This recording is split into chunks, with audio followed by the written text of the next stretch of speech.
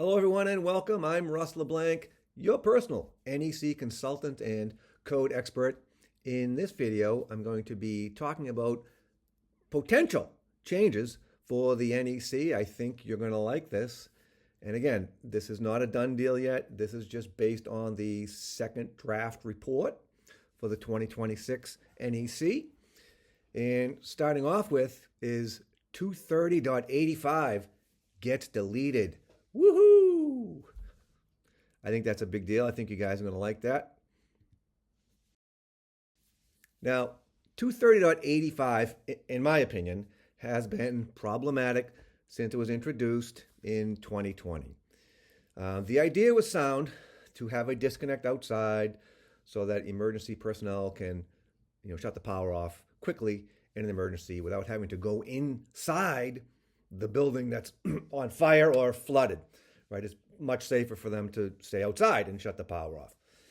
But the wording was a little quirky and it was causing confusion as far as the grounding arrangements, because you could have a breaker outside and call it the service disconnect.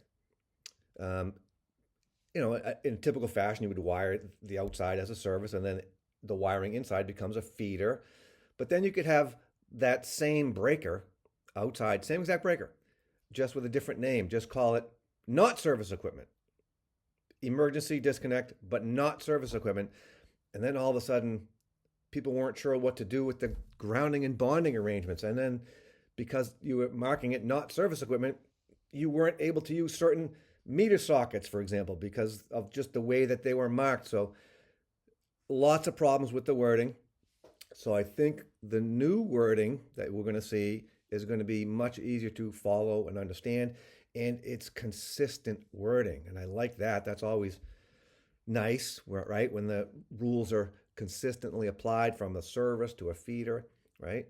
It's nice. And so I think you're going to like this.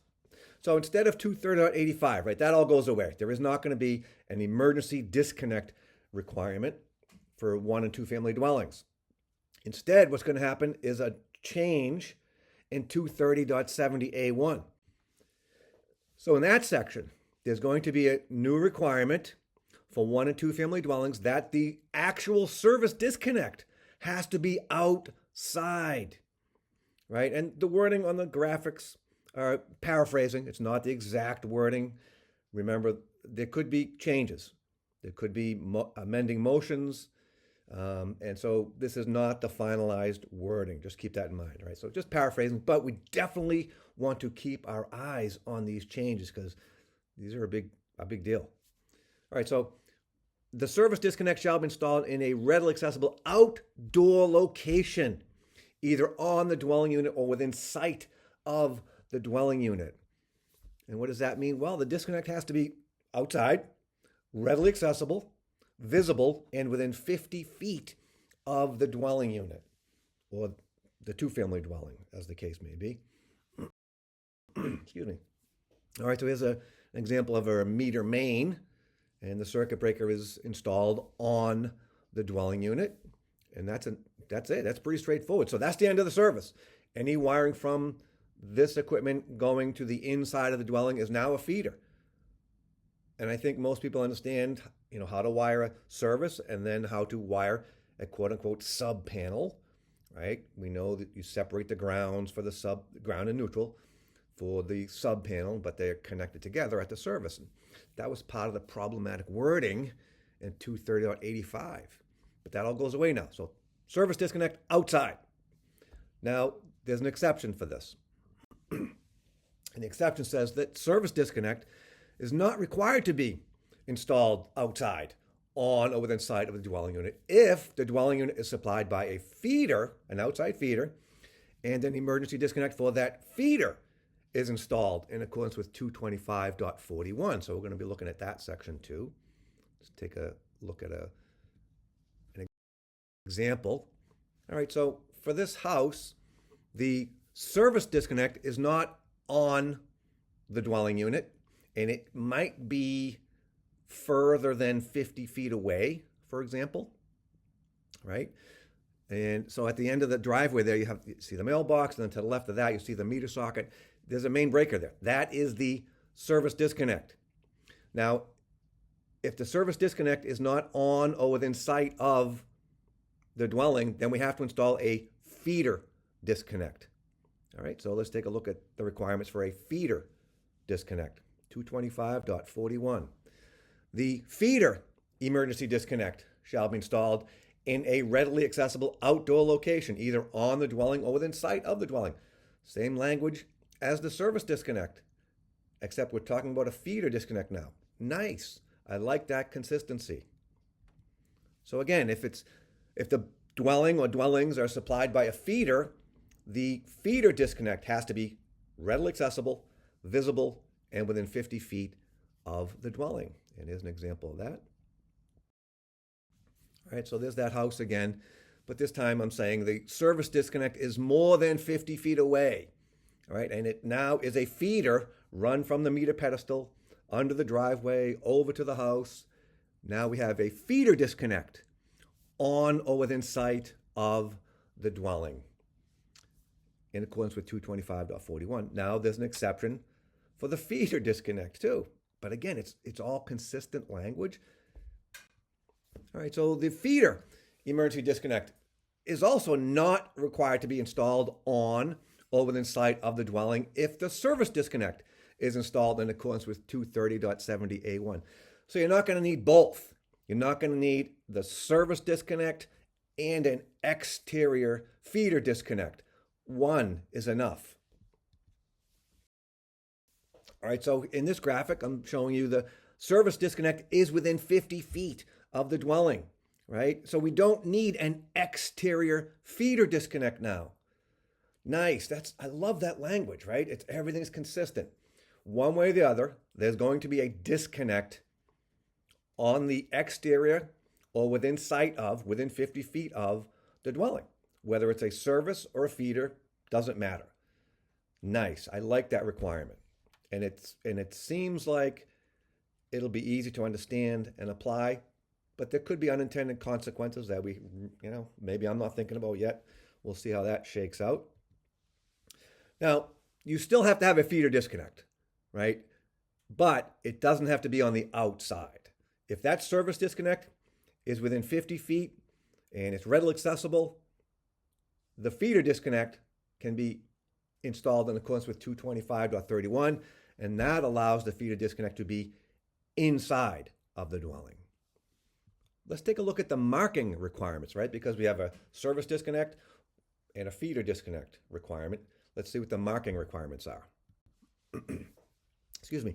All right, for the service disconnect, it has to be marked emergency disconnect, service disconnect, both. Emergency disconnect, service disconnect. And the marking has to be on the outside of the disconnect enclosure, on a red background with white text, at least 1/2 inch high, and no change there. That has been the requirement. And there you go. Emergency disconnect, service disconnect. A lot of manufacturers provide these labels, so you might not even have to make your own. You can certainly make your own. And this manufacturer has provided the labels, and we just put them on the outside. All right, here's another example. Now, there's something else I want to mention here, right? If there are other energy sources supplying this building somewhere near the service disconnect or at the service disconnect, if the disconnects for the other energy sources, like a generator, for example, if they're not located next to this service disconnect, there has to be a plaque or directory letting people know where the other disconnects are. And that's been a requirement. That's 230.70D. So you see the service disconnect is labeled, emergency disconnect, service disconnect. And then adjacent to it, we have another label or a plaque that says the generator disconnect is at the rear of the house. This way, when the emergency responders show up, maybe there's a fire or some other emergency, they show up here, they shut off the emergency disconnect, and then they see that plaque. And they go around the back of the house, and then they shut off the generator because it just started, remember? You shut off you shut off the service disconnect, the generator is going to see that. The transfer switch is going to transfer, generator is going to start. Now the building has power again. So firefighters and emergency responders need to know where is the generator disconnect. So they race to the back, shut that off. Now they can enter the building with no power after they shut both disconnects off. Let's take a look at the requirements for feeder disconnect marking. Emergency disconnect. That's all it has to say. It doesn't have to say feeder disconnect, just emergency disconnect. Still red background with white lettering. Now keep in mind, I showed you the meter pedestal at the end of the driveway, right, as a typical feeder, but that's not the only type of feeder.